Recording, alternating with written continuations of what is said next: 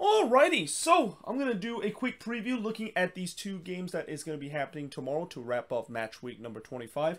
And we start off with the first one being Nashville SC versus Minnesota United. Now, when I was at the All-Star game at Allianz Field, I had the decision of whether or not should I just buy the MLS All-Star jersey or should I just buy the Minnesota United home kit that they have. And you probably know which decision I chose. I decided to buy the Minnesota United home jersey, and even though I kind of were a little bit reluctant because, you know, I feel like the home kit that they had, which I think it's called like the night kit, it wasn't one of the best, and it feels like it's very similar to the one that they had with the River kit, except it's just basically all black. But I decided that, you know what, it's between that or the MLS All-Star jersey, and they didn't actually have a replica one at the store, which was kind of interesting. I mean, they only had the authentic one, so I decided to just kind of buy the Loons home kit because at least this one has a replica, though I did pay a lot to get it. I mean, I pay $100 to get the replica one because it is a little bit more expensive to buy it at the stadium than you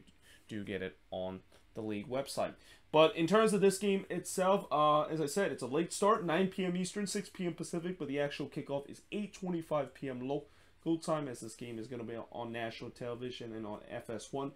Nashville have an 8-9-8 record, while Minnesota has a 10-5-9 record. And in terms of the all-time meeting so far, neither of these teams have got a win in terms of the all-time meeting. In fact, it's only the third meeting between both of these teams. The first two meetings, it was a 0-0 draw between both of these teams during the COVID-shortened year. And then in the last meeting, which was actually the home opener for the Loons, they got a 1-1 draw against Nashville SC. And I remember that was the game where there was that long weather delay that basically stopped the game for a very long time and kind of changed the momentum of how that game is, because it looked like Nashville was going to get the win in this one, and then the Loons, of course, were able to salvage a draw. But yeah, you know, this is a big game for both of these teams, and that, you know, I talked about yesterday about playoff six-pointer.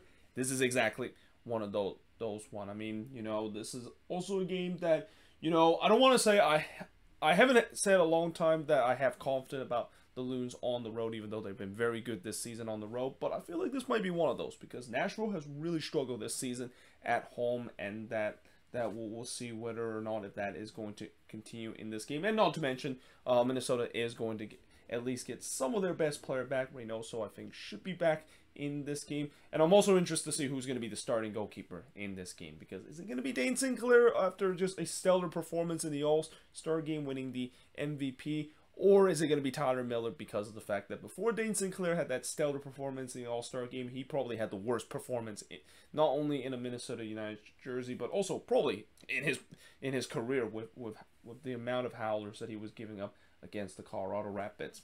But now moving on, in the next match is the infamous rematch of the Western Conference first-round matchup. Well, it's infamous if you're in a Seattle Sounder perspective, because that was a game where they become the first team to lose a playoff game despite allowing exactly 0 shots in the entire game against RSL for the full 120 minutes. But if you're an RSL fan, you can say that maybe that was a miracle in Seattle, with the way that somehow in some way they were able to move on despite the fact that they become the first team to go the entire game. Well, actually not just the entire game, but the entire game and stoppage time with no shots in a single game. But coming into this one, it's a 10 p.m. Eastern, 7 p.m. Pacific start, but the actual kickoff is 7:08 p.m. local time. I'm kind of surprised this is not on national television, because I feel like this game, with what happened last time, it clearly should have been on national television. But the Sounders coming into this game with a 10-2-12 record. RSL coming into this game with a 9-7-8 record. And guess what? It's a playoff six-pointer. I mean, you know, both of these teams are in that big mesh that we know in the Western Conference, between third all the way down to 12th place, where I think it's only separated by like 8 points right now. But in terms of the all-time meeting, this is a big surprise. I actually didn't know that RSL actually leads the series, and this is one of the rare times where Seattle is actually not leading a series. Like, with how the Sounders have pretty much dominated every single team, you would expect they pretty much have the advantage on every single series, but this is one of the rare ones that they don't have. 17-6-15 is the record that RSL has had. And in terms of the last 5 head-to-head matchup, RSL did win 1-0 against the Sounders earlier this season, and then we know about the infamous 0-0 draw if you're in a Sounders perspective, or kind of a miracle in Seattle, kind of reserved for RSL to able to propel themselves to the next round on PK shot, despite not registering a single shot for the entire game.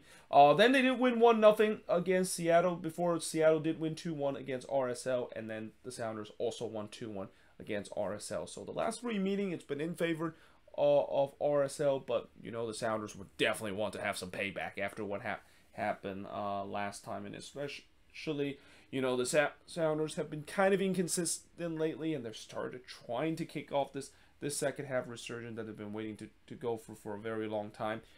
This is a chance to do so, because RSL hasn't really been playing that well either, and that, yeah, again, I think this is a matchup that you could say that both of these teams needs to win if they want to gain some confidence in terms of climbing up in the Western Conference standings, which they can do so very quickly because of how tight the Western Conference race is right now.